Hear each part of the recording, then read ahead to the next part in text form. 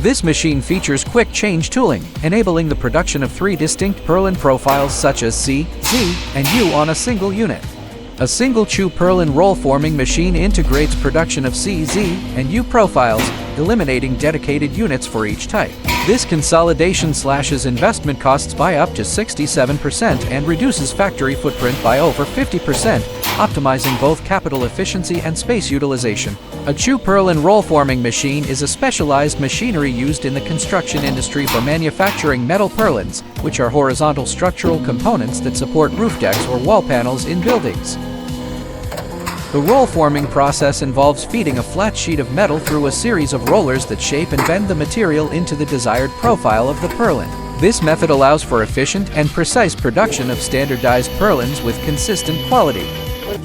In summary, a chew purlin roll forming machine is a type of equipment designed to manufacture metal purlins using the roll forming technique, ensuring dimensional accuracy and productivity in construction projects. After adjusting the machine, have a short. Steelmama always give you proper solution.